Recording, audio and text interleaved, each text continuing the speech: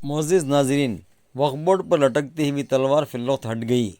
Dinesh Phogat Olympic के कुश्ती पहलवान पर 13 अगस्त को आएगा फैसला।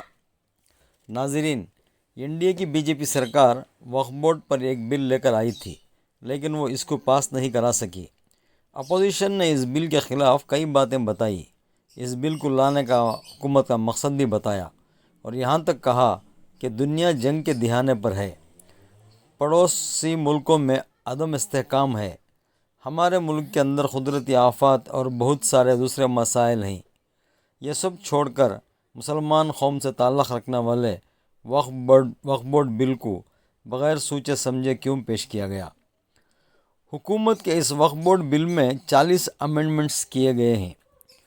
उस बिल की सारी तफसील बताने से बेहतर है नाज़रीन कि मैं सिर्फ इतना कहूँगा कि बीजेपी एनडीए सरकार वक्फ़ बोर्ड का कंट्रोल हुकूमत के अंदर लेना चाहती है। अगर इस साल लोकसभा इंतखाबात हुए थे, अगर इसमें बीजेपी मेजॉरिटी में आ जाती तो ये बिल ज़रूर पास हो गया होता। लोकसभा में बीजेपी इस बिल को लेकर मजबूर थी और अचानक स्पीकर ओम बिरला ने इस बिल को जेपीसी के हवाले कर दिया। जेपीसी का मतलब है जॉइंट पार्लियामेंट्री कमेटी। हर पार्टी के एमपी इस जॉइंट पार्लियामेंट्री कमेटी के मेंबर होंगे। वो कमेटी इस बिल की जांच करेगी और बाद में रिपोर्ट पेश करेगी। फिलवक्त वक्फ़ बोर्ड पर लटकती हुई तलवार हट गई है। मेरे आंखों पर पर्दा नहीं पड़ा है अभी तक, अल्हम्दुलिल्लाह। और सच्चाई को बयान करना सही बात है।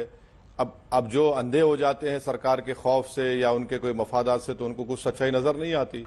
बाज़ लोग हैं। अब आप मैडम मुझे बताइए कि जो सरकार ये कर रही है और ये कह रही है कि वक्फ बाय यूज़र नहीं होगा। क्यों नहीं होगा भाई वक्फ बाय यूज़र? जब हिंदू समाज में एंडोमेंट की जो मंदिरें हैं, कस्टम और यूसेज की बिना पर वो मंदिर हो जा सकती है, तो वक्फ बाय यूज़र मस्जिद और मंदिर नहीं होगी। और मैं बता रहा हूं आपको कि आप चले जाइए बिहार में आपको specific example, Orissa, Bihar endowment act में क्या है? 3 बोर्ड है, Hindu endowment board, Shvetambara Jain endowment board, Digambara Jain endowment board. इसका मेंबर कौन बनता है? मुसलमान बन सकता है? नहीं बन सकता है। सिख कम्युनिटी में हरियाणा, पंजाब, दिल्ली में जाइए, गुरुद्वारा प्रबंधक कमेटी ये उनके मैनेजमेंट लॉज में कौन मेंबर बनता है? मुसलमान बनता है? नहीं, सिख बनता है। और फिर ये कहते हैं कि वक्फ अल औलाद नहीं होगा। अरे कैसे नहीं होगा भाई? मैं अल्लाह के नाम पे, अपनी औलाद के नाम पे वक्फ कर रहा हूं। मैं, कोई भी भारत का नागरिक अपनी प्रॉपर्टी को कैसे डिस्पोज करे, कोई कानून नहीं है। कोई गिफ्ट कर सकता है, बल्कि हमारे हिंदू भाई तो विल के जरिए अपनी एक औलाद को पूरी प्रॉपर्टी दे सकते हैं। मुसलमान 1/3 दे सकता है। फिर आप कह रहे हैं कि 5 साल आपको मुसलमान रहना पड़ेगा। आप कौन होते भाई डिसाइड करने वाले? अच्छा, जब वो मुसलमान हो गया तो फ्रीडम ऑफ रिलीजन उसका 5 साल के बाद शुरू होगा। आप सर्टिफिकेट देंगे क्या 5 साल के बाद? आओ बेटा 5 साल के बाद वो सर्टिफिकेट लो।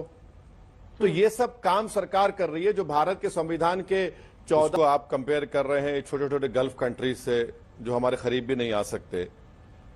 पहली बात ये समझिए कि वक्फ होता कैसे है।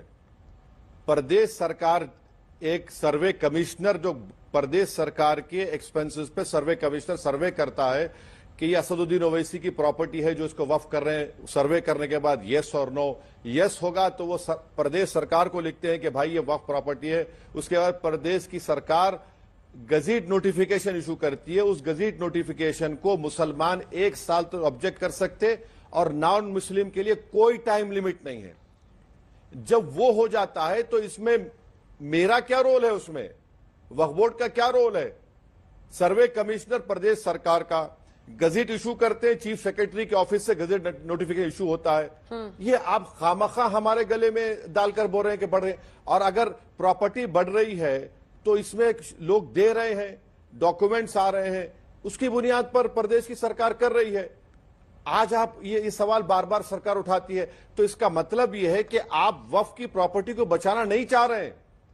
बीजेपी की सरकार इस बात से तकलीफ उनको है कि वक्फ की प्रॉपर्टी इतनी कैसे हो गई, इसको हम छीनना चाहते हैं, वही तो हम प्रूव करना चाह रहे हैं। हिंदुस्तानी औरत विनेश फोगाट ओलंपिक फाइनल में सिर्फ 100 ग्राम वज़न बढ़ने से डिस्क्वालीफाई हो गई थी और उनको कुश्ती लड़ने नहीं दिया गया था।